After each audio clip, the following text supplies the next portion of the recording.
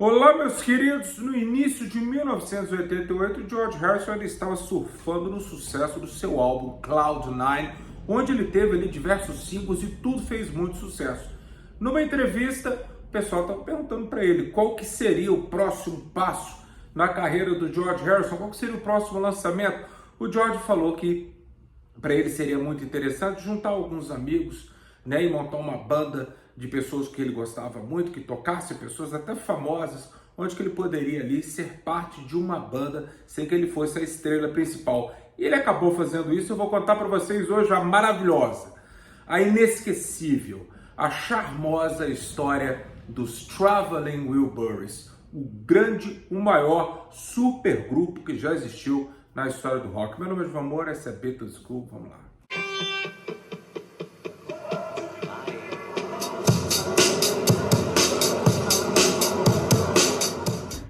Então, meus queridos, como eu estava contando para vocês, o que foi que aconteceu, né? O pessoal da Warner bateu o telefone para o George, porque o George ali ele já tinha lançado não apenas Got My Mind Set On You, mas ele também tinha lançado When We Was Fab, que são os singles ali que saíram do Cloud9, né? Então, a Warner queria ainda puxar um pouco de leite daquela vaca ali, então eles tiveram a ideia seguinte: uma música que estava tocando bastante na rádio, que poderia ser um single bastante legal, era a música This Is Love, né? Mas seria necessário ali colocar ali um lado B, uma coisa especial para poder vender mais, né? Para tirar mais uma música do LP, seria uma coisa meio descarada. Então eles ligam pro George e falam: George, tem como você produzir aí, fazer mais uma musiquinha para poder colocar como lado B de This Is Love, né? Então o George ele estava jantando com seu amigo Jeff Lynne, o qual havia produzido o álbum Cloud9, né? E o Jeff Lynne também tinha acabado de produzir o disco, se não me engano, o último disco, Mystery Girl, do Roy Orbison, né? Então eles estavam ali conversando e tal, e de vez, quase sempre, o George falava com o Jeff Lynne, né? Se a gente fosse montar uma banda, quem que a gente ia trazer, né? Aí o Jeff Lynne falou assim: cara, eu traria o Roy Orbison, né? E o George Harrison falou assim: eu traria o Bob Dylan, né? Então eles foram brincando com aquilo ali, né? Um grande amigo do George na época era o Tom Petty, da banda Tom Petty and the Heartbreakers, né? Então o George costumava ir para casa do Tom Petty ali. E o que o George estava fazendo em Los Angeles nessa época? O George, como eu já contei para vocês, ele tinha uma produtora de filmes e tal. Ele fez muitos filmes ali do Monty Python e tal. Time Bandits, um filme da Madonna ali, que era o Shanghai Surprise, da Madonna e do Sean Penn. Mas o George, ele estava fazendo, ele tinha que estar em Los Angeles para fazer a divulgação de um filme chamado Checking Out, né? Que eu não me lembro qual que é o nome em português, mas enfim, ele estava por ali. Então ele conversa com o Jeff Lynne, ele fala: o Mo Austin, lá da Warner, falou que eu tinha que gravar, mas vamos trabalhar comigo, vamos fazer mais um? Ele: vamos, e aí conta a história, né, que a guitarra do George estava na casa do Tom Petty, o qual ele tinha passado a noite lá batendo papo, tomando cerveja e tal, e aí eles foram até a casa do Tom Petty. Só que o Jeff Lynne estava com o Roy Orbison, aí o Roy Orbison pede pro Jeff Lynne: eu posso assistir vocês fazendo a produção do disco do George? Aí o Jeff falou: claro, né?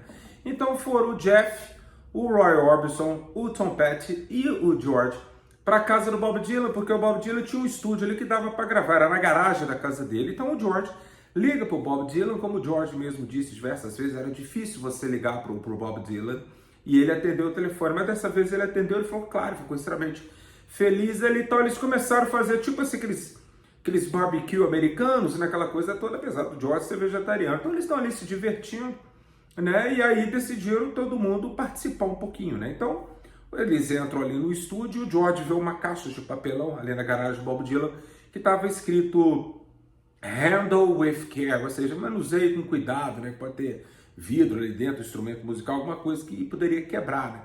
Então o George fala: o nome da música vai ser Handle with Care. Então eles acabaram, todo mundo que estava ali naquela festinha ali, todo mundo participou um pouquinho, né? E aí o George ficou extremamente feliz, porque aquilo ali era o que ele sempre quis, né? Uma banda de gente bacana, aquela coisa toda. Então o George vai e entrega essa música para Warner, né, cara, para fazer o single. Aí o Mo Austin, que era o chefão da Warner e um grande amigo do George, ele fala: não, George, isso aqui tá bom demais, meu querido. Isso aqui não pode ser lado B, a música Handle with Care não pode ser lado B de música nenhuma, isso aqui é um sucesso. E aí eles acabaram né, entrando num acordo ali, o que a gente tem que fazer? Ó, tem uma música, né? Faz mais 9 e faz um álbum com esses caras, né? Mas tinha um problema, logicamente, porque o Bob Dylan era de uma gravadora, o Tom Petty era de outra, o Jeff Lynne até que tudo bem, mas o Roy Orbison também era de outra gravadora, então eles falaram assim, ó, vamos fazer o seguinte, vamos inventar pseudônimos aí, como se a gente fosse uma família, fôssemos todos irmãos, né? Há uma história que hoje é considerada a história verdadeira do nome, né? Porque em inglês, quando você vai fazendo overdubs, aí, por exemplo, tem uma coisa que não ficou legal na faixa, aí eles falam, a gente vai enterrar isso aí lá no overdub, ninguém vai nem escutar, né, cara? E tem diversas histórias aí ao longo dos anos, até dos Beatles, que as pessoas estão lá mexendo, lá o Giles Martin mexendo lá na...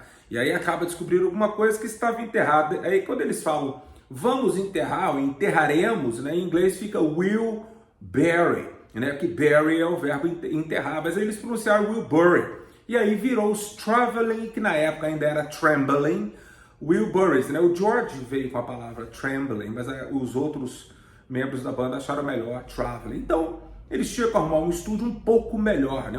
Quem que tinha um estúdio disponível ali era o Dave Stewart, né? Então ele falava, não, pode vir e tal. Então eles foram ali e eles gravaram. Primeiro eles sentavam na sala tomando cerveja e eu escrevendo linhas, né, cara, até criar uma letra meio louca e tal, e ali eles colocavam música. Algumas músicas vieram do próprio Bob Dylan, outras do Tom Petty, do Jeff Lynne, né, e do próprio George Harrison, né, mas aí muita coisa eles criaram juntos, né.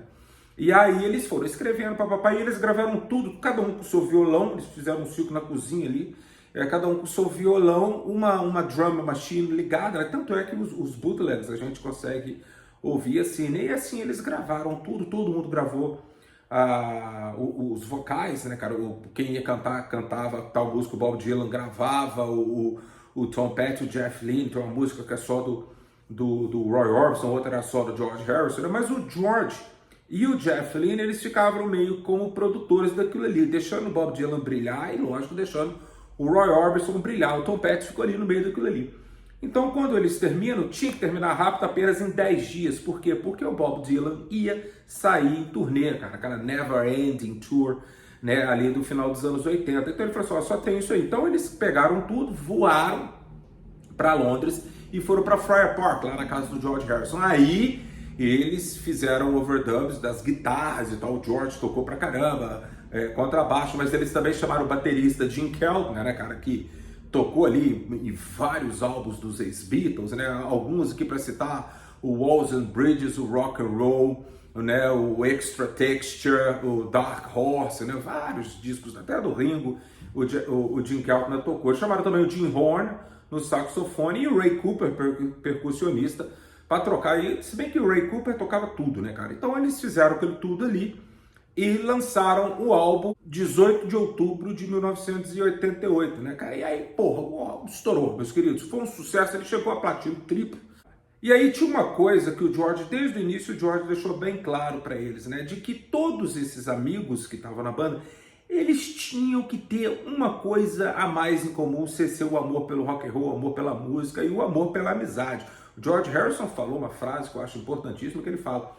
Uma vez perguntaram para ele de quantos amigos que ele tinha, né? Que ele tinha amigo no círculo de Fórmula 1, ele tinha comediantes, né? Ele tinha músicos e tal, e o pessoal da Indy. Então, e o George sempre falava uma coisa que eu guardo muito para mim, né? Você quer manter uma amizade, você nunca abuse dessa amizade. Então o George tomou muito cuidado, primeiro que ele sabia dos egos, porque ele tinha dois monstros nessa banda, um era o Roy Orbison e o outro era o Bob Dylan, né, cara? Mas ele soube muito bem lidar com eles para que ele não abusasse daquilo ali, né? Então teve uma conversa com a Warner também, mas o George já tinha um pé atrás, que ele teve problema lá atrás, no concerto de Bangladesh, quando ele juntou aquela galera toda em 1971, muita gente, muitas gravadoras abriram mão, né? Tipo assim, não pode deixar, a gente não vai pedir nada pelo Bob Dylan, nem pelo Eric Clapton, né? O Billy Preston e o Ringo, pelo menos, eram da Apple, né? Assim como o Badfinger, né? Mas o George teve problema, ele sabia que aquilo ali ia ter problema. Você não pode juntar tantos astros ali e achar que alguém não ia querer a fatia daquele bolo, né, meus queridos? Mas enfim, ele contornou aquilo ali tudo.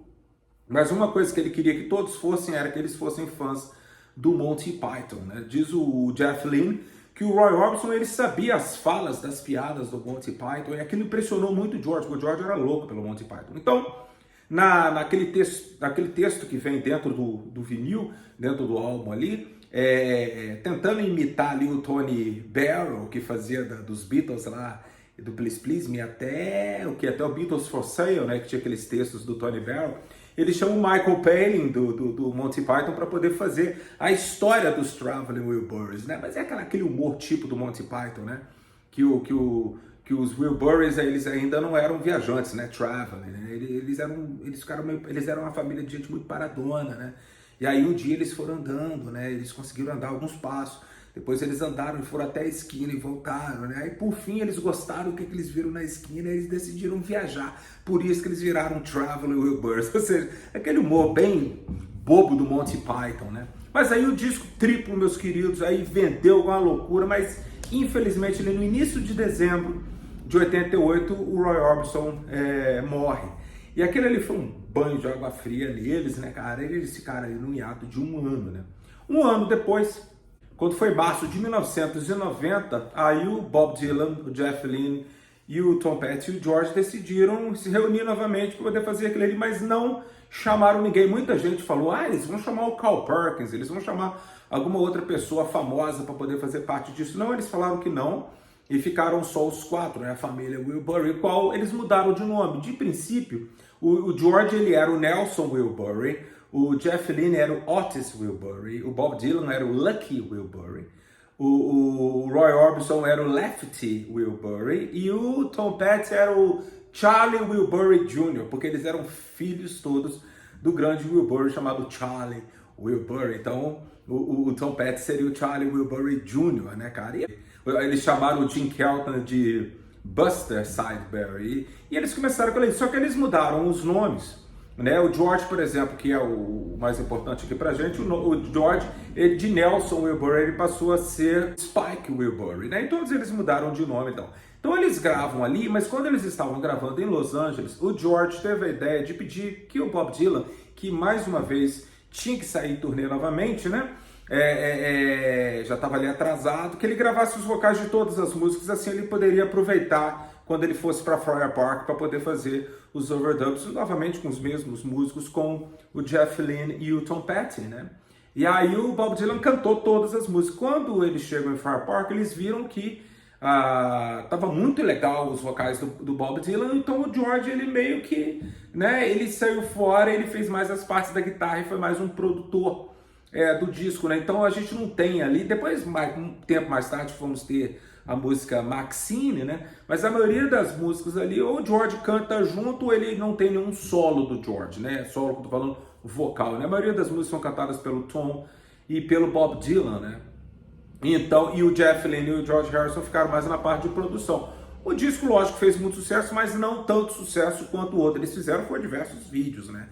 Dado o primeiro disco, eles fizeram The End of Line, né, que era uma homenagem ao Roy Orbison, mas também fizeram o vídeo de Handle with Care, né? E depois eles fizeram de Wilbury Twist e vários outros vídeos, né? Pelo menos uns 3 ou 4, posso estar enganado, de vídeos do volume 3. Por que volume 3? Porque logo depois que lançaram o volume 1, começaram a sair o bootlegs, né, dessas sessões deles ensaiando ali na casa do Dave Stewart. Então, esse bootleg eles passaram a chamar de volume 2, né? Então aí o George, de sacanagem, começou a chamar ele de... O próximo lançamento seria volume 3. Então os discos oficiais tem o volume 1 e tem o volume 3, né? O volume 2 é bootleg, né, cara? Não é nada oficial. Então eles gravaram e tal. Mas aí depois do lançamento desse disco, né, o qual o volume 1 eles ganharam até um Grammy sobre isso e tal, mas o volume 3 ali as vendas foram um pouco mais baixas. Parece que o estímulo do George meio que foi pro saco. Né? A partir de 91 ali, ele sairia em turnê com o Eric Clapton pelo Japão. E o George, naquele momento ali, começou a ter uns problemas com o Dennis O'Brien, que era o empresário dele, né, cara? E tava com um problema ali que o George não tava pagando impostos, aquela coisa toda, que o George não sabia, deixava tudo na mão do cara, né? Então você sabe, né? Aí o George, quando foi descobrir, ele já tava com a corda no pescoço, né? E aí já tinha reuniões já com o Paul, com o Ringo e também com a Yoko, desse projeto Anthology. Aí ele sai em turnê com o Eric Clapton.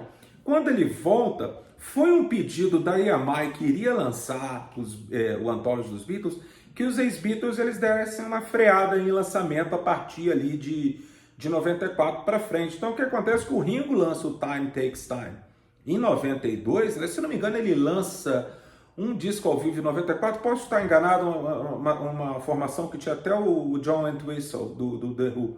Eu não sei se foi 93 ou 94, agora posso estar enganado.